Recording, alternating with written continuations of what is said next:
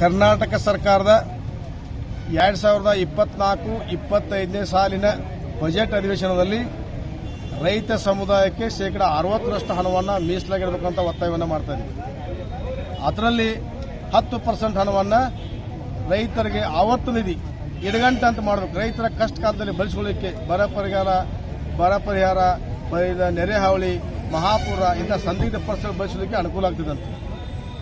ಎರಡನೇದಾಗಿ APMC ಕಾಯ್ದೆಯನ್ನು ವಾಪಸ್ ಪಡ್ಕೊಳ್ತಾವಂತ ಹೇಳಿದ್ರು, ಭೂ ಸುಧಾರಣಾ ಕಾಯ್ದೆಯನ್ನು ತಿದ್ದುಪಡಿ ಮಾಡ್ತಾವಂತ ಹೇಳಿದ್ರು. ಸರ್ಕಾರ ಇನ್ನವರೆಗೂ ಅದನ್ನು ಮಾಡ್ತಾ ಇಲ್ಲ. ಅದನ್ನು ಕೂಡಲೇ APMC ಖಾಸಗೀಕರಣ ನೀತಿಯನ್ನು ವಾಪಸ್ ಪಡ್ಕೊಂಡು ಭೂ ಸುಧಾರಣಾ ಕಾಯ್ದೆ ತಿದ್ದುಪಡಿ ಮಾಡೋ ಸಂಬಂಧ ಹೇಳ್ತಾ ಇದ್ದೀವಿ.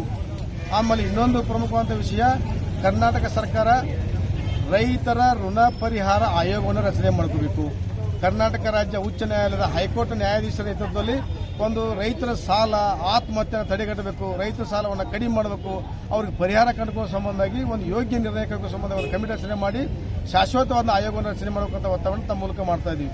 ಇನ್ನೊಂದು ಪ್ರಮುಖವಂತ ಸವದತ್ತಿ ತಾಲೂಕಿನ ಕರಿಕಟ್ಟಿ ಗ್ರಾಮದ ಸುಮಾರು 30 ಜನ ರೈತರು 2016-17ನೇ ಸಾಲಿನಲ್ಲಿ ವಿಮಾ ಹಣ ಬರದೇ ಇದ್ದಾಗ ಬೆಳಗಾವಿ ಜಿಲ್ಲಾ ಕನ್ಸ್ಯೂಮರ್ ನ್ಯಾಯಾಲಯದಲ್ಲಿ ವ್ಯಾಜ್ಯನ ಹೂಡಿದಾಗ KVG ಬ್ಯಾಂಕಿನ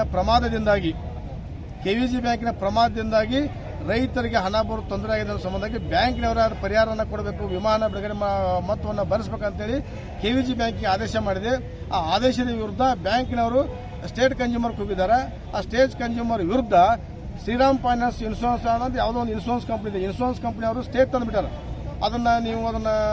ನೀವು ತುಂಬಬೇಕು ಅಂದರೆ ನಮ್ಮ ತಪ್ಪಿಲ್ಲ ನಿಮ್ಮ ತಪ್ಪು ಅಂತ ಮಾಡ್ಕೊಂಡು ರೈತರ ಮೂಲಿಗಂಪು ಮಾಡುವಂಥ ಪ್ರಯತ್ನ ಆಗ್ತದೆ. ಅದರಿಂದ ರೈತರಿಗೆ ಕಷ್ಟ ಆಗ್ತದೆ.